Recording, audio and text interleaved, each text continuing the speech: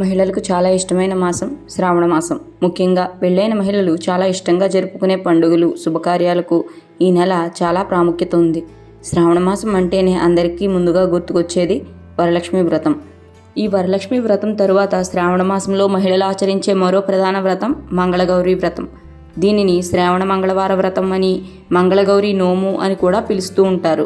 మంగళగౌరి వ్రతం ఆచరిస్తే మహిళలు తమ 5వ తనం కలకాలం నిలుస్తుందని, కుటుంబం సుఖ సంతోషాలతో ఉంటుందని నమ్ముతూ ఉంటారు. అందుకని శ్రావణ మాసంలో మంగళవారంలో ఎన్ని వస్తాయో అన్ని మంగళవారాలు వ్రతం ఆచరిస్తూ మంగళగౌరిని భక్తి శ్రద్ధలతో పూజిస్తారు. ఈ మంగళగౌరి వ్రతాన్ని పెళ్ళైన స్త్రీలు 5 సంవత్సరాలు చేస్తారు. వివాహమైన మొదటి సంవత్సరం పుట్టింటిలోనూ, తరువాత 4 ఏళ్ళు అత్తారింటిలోనూ ఈ వ్రతాన్ని ఆచరిస్తారు. ఈ వ్రతం గురించి స్వయంగా శ్రీకృష్ణుడు ద్రౌపదికి వివరించినట్లు పురాణాలు పేర్కొంటున్నాయి. అసలు ఈ మంగళగౌరి వ్రత విధానం ఏంటి, ఈ వ్రతాన్ని ఎలా జరుపుకుంటారు అనేది తెలుసుకుందాం.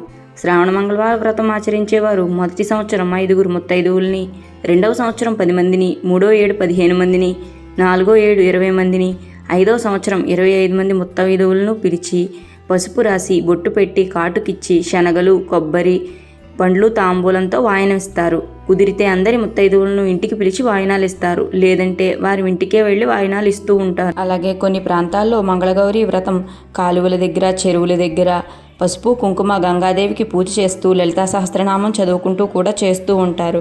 ఎక్కువగా ఆంధ్రప్రదేశ్లో ఈ వ్రతాన్ని జరుపుకుంటూ ఉంటారు.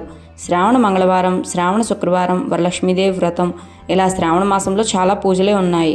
దీని వెనుక చిన్న కారణం కూడా ఉంది అంటూ ఉంటారు. శ్రావణ మాసంలో లక్ష్మీదేవి విష్ణుమూర్తిపై అలిగి వైకుంఠం వదిలి వెళ్ళిపోయింది అని అంటూ ఉంటారు.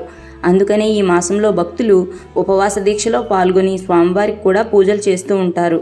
అయితే అలా వెళ్ళిపోయిన అమ్మవారు తిరిగి అమృతం కోసం దేవతలు, రాక్షసులు క్షీరసాగర మదనం చేసినప్పుడు పాడకడలి నుంచి ఆవిర్భవించినట్లుగా చెప్తూ ఉంటారు.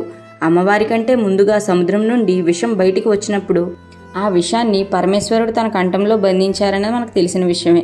దీని కారణంగానే శ్రావణ మాసంలో పరమేశ్వరుడికి కూడా పెద్ద ఎత్తున పూజలు చేస్తూ ఉంటారు. శ్రావణ మాసంలో ప్రత్యేకంగా పూజలు, నోములు చేసుకోవడం వల్ల ఆయురారోగ్యాలు కలిగి ఆనందంగా ఉంటారని భక్తుల నమ్మకం. అందుకే ఇలాంటి మంచి సమయంలోనే శ్రీ మహావిష్ణువుని, శివుణ్ణి కూడా పూజ చేసి భక్తులు ఆరాధిస్తే నవగ్రహాలు శాంతిస్తాయని పండితులు చెప్తున్నారు. ఈ వీడియో మీకు నచ్చితే మా ఛానల్ని లైక్ చేయండి, షేర్ చేయండి, సబ్స్క్రైబ్ చేయండి. Thanks for watching.